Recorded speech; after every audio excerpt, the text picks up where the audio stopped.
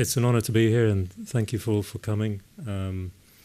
It's quite a honor to be addressing you all, and doubly an honor for being invited here by the esteemed organization. So I'll briefly chat to you about wildlife crime, first of all, what's involved in wildlife crime, what it looks like, various dimensions and dynamics involved in wildlife crime, and mention some international agreements during that part of the presentation. And I'll then end with a brief description of CITES, which is the main convention which regulates wildlife trade internationally. So there's different levels of wildlife crime. It can go from anything from killing an animal for subsistence purposes, for food, to selling that animal into local bushmeat markets or national bushmeat markets, to it being funneled towards much larger collections of wildlife products which end up in international trafficking, international streams, which is also referred to as illegal wildlife trade. And that end of the spectrum is what I'll be talking to you about today. So, like many types of crime, wildlife crime is not incidental or unplanned. It doesn't just happen. It's orchestrated in a very organized manner. People involved are heavily networked, and it's not necessarily a group of mafiosos sort of sitting in their armchair smoking cigars and slapping each other around. It can be any collection of people, 2, 3, 4 people, however many it is, with a pattern of profit motivation. So they want to make money, they want to engage in serious criminal activity to do so. All that is considered organized crime. It can be national or transnational, so it can be feeding local demand or overseas demand as well. Key thing is it exploits weak governance and weak regulation. So the big C word, corruption, is very much applicable here. It's a business, like any other business. Traffickers have a business plan. They have the means to deliver it. And just like any product, they're delivering it from the source end to the consumer end. Wildlife crime is the world's 4th most lucrative crime, which is saying something, after drugs, people, and arms. These 3 elements which come before it in terms of cost are interrelated, and they also relate to wildlife crime as well. There are links to terrorism, there are links to social instability, all sorts of nasty activities. Very hard, obviously. Traffickers don't tend to reveal their profit margins or their balance sheets or their activities or their tax returns. But as an estimate, the $23 billion annually is a figure there which has been estimated by various sources. Impacts and implications, I don't think I need to tell this crowd. The impacts on species and on conservation as a whole, both at the individual level, population and species levels, and also in terms of the ecological impacts. Impacts on humans, on the other hand, perhaps people don't take these so much into account. The impact on the services that human populations receive, sometimes miles away, based on healthy ecosystems, which wildlife crime certainly has an impact on. Wildlife crime and their black markets foster corruption, undermine rule of law and good governance, and this can't be understated enough. Local and national economies derive benefits from tourism, which is based on having healthy ecosystems and wildlife in place, obviously.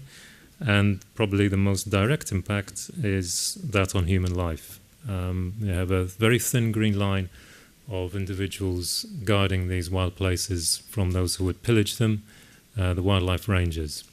And as a very conservative estimate, they calculate that about 1,000 of these people are killed every 10 years. And I would stress this is probably an underestimate. So what does it deal with? What does trafficking deal with in terms of wildlife? Anything from insects fish, birds, reptiles, amphibians, mammals, anything that is in demand, anything that has a market. It can include iconic ones, the obvious ones that we probably have all heard of and we see all over the place in the news: gorillas, orangutans, elephants, tigers, and rhinos. But these tend to be perhaps reported more on. Their plight is reported more on perhaps than other taxa in wildlife involved in illegal wildlife trade, such as seahorses, traded in vast quantities, tortoises, sea turtles, parrots, other ornamental birds, amphibians, and pangolins. They can be traded live, very often for the pet trade. They can be traded as in carcasses, or also products made out of wildlife. So just some examples here to throw some nasty images at you early on in the presentation. So in the case of tigers, there are large captive breeding facilities in Southeast Asia and East Asia which breed these animals, and certainly there is a very strong connection to the illegal trade there. There's a ready market, but it's certainly being stimulated by the ready availability of parts and products from tigers, namely skin. Their skins are taxidermied professionally and provided as luxury home decor. And their bones, the picture lower left there is of a skeleton of a tiger hanging in, being held in tonic or in some kind of alcohol that is bottled, made into tiger bone wine, and sold as a luxury product. It's very often used to curry favor, to seal a deal, to denote a very strong high status within society. Very often in China, for example, it's no good having money in the bank. You have to be able to display it in some way. And with the rising middle class, this is certainly becoming the case with people who are able to look into their past for symbols of posterity, symbols of wealth, and certainly tiger bone wine seems to be fulfilling this function. Unfortunately, this isn't taking the place of tiger poaching from the wild. Very often the wild counterpart is more sought after, so we've seen poaching of wild tigers certainly go up in the last 3 or 4 years now. So the increase in tiger breeding has not brought that down. And there's many more tigers in captivity than there are in the wild. Pangolins, people are more aware of pangolins now than perhaps ever before. They're the most illegally traded mammal in the world, sadly. They're traded in meat, and they're traded in scales for medical beliefs. So again, it's a status symbol. You order a dish of pangolin fetus, it's considered a luxury item, and you're showing off that you have money and status. Helmeted hornbills, very rare species of bird. They have these unique upper bill casques, they're called, made of keratin, just like rhino horn, and other wildlife also has a lot of keratin. Huge amounts of seizures in the last few years. There was a gap, I think, of maybe 14 months, not so long ago, when there was combined seizures of 2,183 of these head casques. They're extremely endangered, and very often, as with other species, the illegal trade just adds and compounds to the threat that these species face in the wild, mainly from loss of habitat and other human pressures. We've all heard of rhino horn being worth more than gold at its peak. What's becoming evident is that the markets for rhino horn are in Vietnam and China, are being used there. It's not so much for selling on, although it is being used obviously and consumed. It's more as an investment. So if you go to Vietnam and China, you're unlikely to find anything on the market which isn't fake rhino horn. So people are investing in it because of its value. It's a commodity to trade in. The graph at the top there shows that the huge jump in poaching, which happened around 2007, 2008, happened around the time when a government official in Vietnam declared that his cancer had been cured by consuming rhino horn. This media story seemed to sort of just grow in dimension and just get repeated and repeated and repeated. And I'll come back to the reason for that later on. But that marks the start of the huge, massive upsurge in poaching in Africa and its increase in price. Cheetah cubs, which are captured in the wild in Africa, funneled to Eastern Africa, trafficked out of the Horn of Africa, across the Strait to Yemen, up into demand countries, United Arab Emirates and Saudi Arabia mainly, and held again as status symbols. Star tortoises, relevant to Sri Lanka. There was a recent seizure of just over 2,000 of these animals in Kalpitya, I believe on the west coast of Sri Lanka, highlighting the link between India and Sri Lanka and the certainly very live trade, alive and well trade and trafficking that happens between the two countries. In the news you see mostly stories regarding pangolins and star tortoises on this trade, but it probably has other species involved as well. There's something of extreme concern to both countries, and certainly would suggest that there needs to be further work done on this. Giant clams, baby chimps and orangutans are also traded as for the pet trade again. Parrots, bottom left there you have python skins. That's something like 800 python skins, I believe, from a trader in Togo. That's just what he traded in 1 week. Again, fetish markets and markets in big cat skins. So this is a simple explanation of how products go from source to market. You have the yellow countries there, which are the sources, the blue, which are the transit countries, the countries the products go through in order to arrive at the consumer countries. At a more sort of complex level, you have the poachers being supported by the middlemen, who provide weapons and ammunition sometimes and money for bail when the poachers are caught out, and interact with their neighbours, so government officials, port officials, corruption, again, coming into this. It's only in that way that products at such volumes can be exported. Without government complicity, this trade simply would not happen. So again, you have one or two or more transit countries, mainly to throw off the scent of enforcement. And again, sometimes the paperwork gets altered so that the point of origin isn't actually on the documents anymore, so further obfuscating the origin of the wildlife and making detection even more unlikely. Again, more middlemen, vendors, and finally to market, to consumers. Above, and sometimes in shops, above the counter, below the counter, and other markets as well.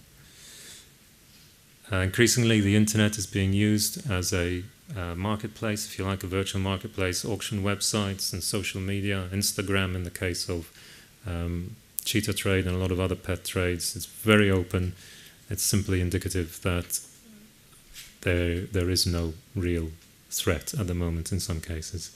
A little bit more hidden, chat rooms where you have to prove your credentials to some extent to get admitted, and then the dark web, although dark web doesn't seem to be used that much, and the indications are that there's no need to, because nothing's happening when they're advertising quite openly, or limited things happen. Very important element is the exploitation of regulation and legal trade in order to enable trafficking. You have cases where millions of dollars sometimes of contraband of a legal product is laundered using fake or forged paperwork in order to produce millions of dollars of legitimate merchandise. Thank you very much. And it's only corruption, again, which enables this to happen. An example of this would be identifying protected species as lookalikes, for example, so a species which isn't protected going down on the paperwork instead of the actual animal that it is. Under-declaring numbers, this happens very often, especially when you have small animals or a large number of animals in a small space. Forged stolen trade permits. A big subject, a big topic of conversation across multiple fora is the laundering of wildlife through licensed commercial captive breeding facilities. So these are licensed by governments. They are bona fide establishments, facilities for all intents and purposes, but there are certain question marks around them, certainly. So what is the breeding capability of the species? Is it really reflected in the numbers being declared by these facilities? Even if they are a fast breeding species, very often it's simply easier to collect them from the wild, launder them through the facility and out the other door as legal byproducts of the captive breeding process. An example, for example, is the green pythons exported from Indonesia. At least 80% are wild caught and funneled through this process. Sri Lanka is very strong and, generally speaking, in terms of its protectionist policies on wildlife, and it has no captive breeding facilities as yet. That's heartening to see, and I would encourage anyone involved to certainly ensure that this continues to happen, because commodification of wildlife, whether it's endangered or not, whether it's threatened or not, is certainly the wrong way to go. It's going down a path of difficult regulation. It's always hard to regulate once something has started. Another example of exploiting regulation and legal trade is this lovely looking chap, Chumlong Lem Tong Tai. He cut his teeth in the illegal trafficking scene in Southeast Asia, then moved to South Africa, where he realized that there was a very exploitable regulation which allows hunters to take home one set of rhino horns each year as a trophy. So what he was doing was he was flying over members of his family from Thailand. They were putting their names down on the permit. They were going out in the field with the actual hunter. The hunter was shooting the rhino, and then they would take a picture of the person next to its carcass, next to the rhino carcass, and then the horn would leave the country as a trophy. Obviously, once in the destination country, it wouldn't be hung on the wall as a trophy. It would be traded into illegal markets. And Chumlong was making $20,000 roughly from each one of these horns. He then realized that he could actually make more money, or save money, by befriending Thai prostitutes in Pretoria bars, cutting out the need to send people over for this function. And he also eventually obviously continued on to dealing with poached rhino. So this is a very good point. Whether it's commercial or not, when there's a legal trade, this is always going to be, or in most cases going to be, a potential loophole that can be exploited by traffickers. This is why it's very important to look on trade in a very black and white way. Delivery methods from source to market. You have land routes, obviously, air, in-person luggage, freight, regular airmail, and also using couriers, by sea containers, and also fishing vessels and small vessels, which is certainly the case for Sri Lankan waters as well. Indications are there's a lot of trafficking happening using this form. Land, these are well-oiled trafficking routes, well known. There's simply very low capacity, very porous borders here. Like many customs officials elsewhere, they come from an inland revenue stream of employment. So if an item is taxable, that's what they're going to look for. They're not necessarily going to look for wildlife products, because they can't make money out of them unless, of course, they're corrupt. This is a reflection of popular departure and arrival points for wildlife trafficked via airports.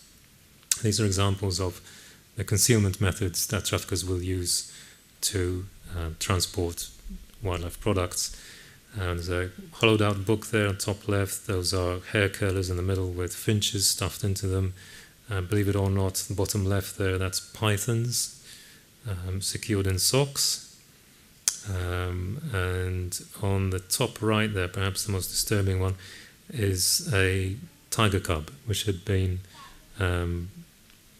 knocked out, put to sleep, tranquilized, and then around him were stuffed toys, stuffed tiger soft toys. presumably in the belief that once, if the suitcase had to be opened, customs officers would just turn a blind eye or look sideways and not really see that that was an actual live tiger, mistake it for a soft toy. These are very popular shipping routes. That reflects 14.5 million containers going around the world. This is, I believe, over a 1 year period. It's increasingly with globalization and increasing in trade, shipping routes are becoming more and more of a favored transport method by traffickers, simply because there's so much more of them and it's much harder to detect when there's more. For Sri Lanka, this is certainly a concern as air routes and port routes are opening up, and there's an intention to expand these in the coming years. The port at Hambantota is excuse my accent, is certainly of concern because of the routes that it opens up, and as if it forms part of a special economic zone, which I believe is the plans. These can be very, shall we say, not necessarily lawless places, but regulation is very lax. And if Sri Lanka as a country is not involved in the enforcement and the customs, for example, in a meaningful way of this zone, then it can present real issues and real opportunities for traffickers transshipping material, transshipping wildlife products and parts, both across and from across the region, but also sourcing them in Sri Lanka. So some myths to bust. One of them about wildlife trafficking. One of them is that one of the main impediments is that we don't have strong enough laws. That very often this simply isn't the case. The laws are there, have decent penalties for wildlife trade, but they're simply not being used. An NGO colleague of mine was in Central Africa about 15 years ago, and he found that the wildlife law of the country he was in had never been used. So he was starting from a zero baseline. And this is quite commonly the case. And the other myth is that capacity building is the solution to all ills, to all conservation issues. And this is very often unchallenged. There's no diagnosis being done of the problem, of the situation. It's simply being applied. The medicine is being given and the patient isn't being monitored. So we don't even very often know whether something is happening. This is reflected again in areas like Central Africa, where a huge amount of money was going through there, but there was no increase in arrests and traffickers. But this money was supposed to be addressing trafficking. It was simply not happening. And there was no indicators, there was nothing put in place to monitor what was happening. So governance building is very often the activity which needs to take place to address corruption and other issues within a system. The other myth is that legal supply can satisfy demand and undercut trafficking. Very often you have parallel markets instead developing, so you still have that illegal trade as well as the legal trade happening, and an interplay between the two. And this was, as I gave an example earlier, of the tiger trade. The other big one as well is that supply and demand are two separate ends. They're not at all. It's actually more of a circle. They're joined. This means that traffickers have one foot in the source country and the other foot in the market country. And it's in their interest to develop that market. Otherwise their product won't sell, just like any business. So they are very often actively involved in the stimulation of the market. Case in point would be the sudden rise in the availability of Asian elephant skin on the market. This is a product which was never sold. It was never on anyone's radar until relatively recently. Suddenly it's appearing in wildlife markets and the raw product there.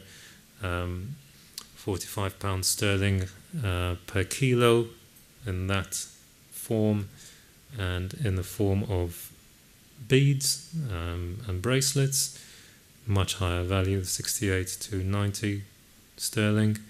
And that reflects that kind of price difference from source to market, reflects very much dynamics of illegal trade. And at the bottom there, that's a seizure of elephant skin as well. Pangolin tongues was another one. I spoke to my colleagues who know much more about pangolins than I do. When this appeared at the end of July, neither of them had ever heard of this. This is probably something, again, that's been stimulated by traffickers just seeking another product to bring to market. The barn owl there on the right, that we saw another huge upsurge in those kind of birds being trafficked since Harry Potter, the movies came out. This suddenly became a very desirable bird, much like clownfish with Nemo, the film coming out. You suddenly see these huge fads developing overnight, can have a huge impact on wildlife.